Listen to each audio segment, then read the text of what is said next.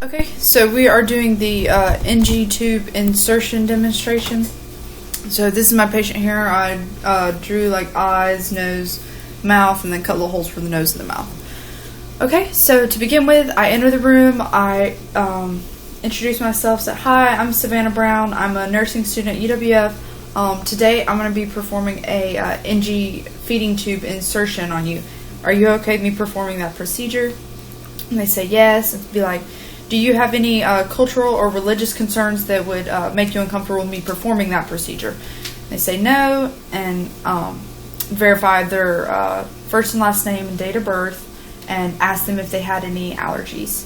And once I've verified all that information, go ahead, perform hand hygiene, and I'm going to put on my clean gloves. And I've already gotten all of my supplies ready right here, so I'm ready to perform this procedure.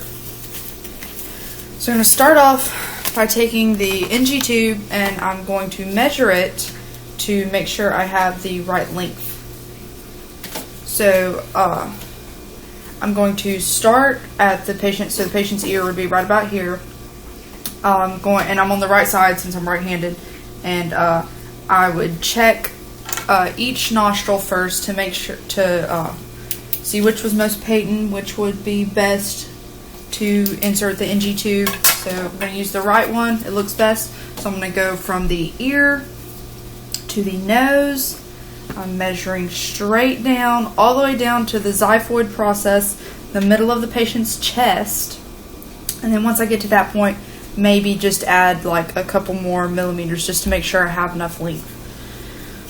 Okay, so once I have that, I'm going to take my marker. I'm going to mark it so it's right at the 40 on this NG tube that I have here. But usually I'd use a marker to mark that to make sure I get the right length. And then I am going to give the patient a cup of water and instruct them on what to do with that in a minute. And I have my towel to cover the patient. Okay, and then I have my emesis basin. I'm going to hand that to the patient or put it right between their legs for them to vomit if need be during this procedure. So we'll go ahead and set that right here, and we'll set the cup of water right here. Okay, and next I have my, this is going to be my little packet of lubricant that I'm going to lubricate the top of the tube with before I start inserting it. So I am going to lube it up, and then I'm going to start at an angle towards that ear. So I'm going to go ahead and start inserting it. And I would have the patient tilt their head back, tell them there's going to be some pressure. So insert, insert, insert.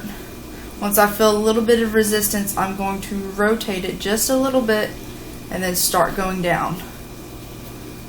Okay, once I've went down just a little bit, I'm going to look in the patient's throat, make sure the tube is back there. Okay, it is.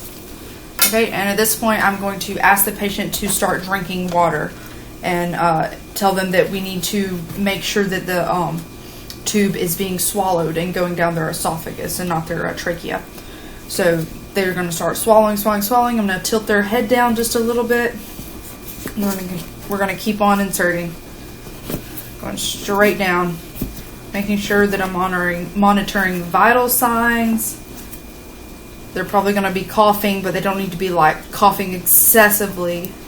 Okay, I'm going to keep going, and I'm right at the 40 now. Okay, so I'm going to stop there. I'm going to take a little piece of my tape. I'm going to tape it to their face, just for temporarily holding it in place. And now I'm going to take my pen light again. Look, I can see it's going straight down the back of their throat. Okay. The patient says they feel okay and all, so I'm going to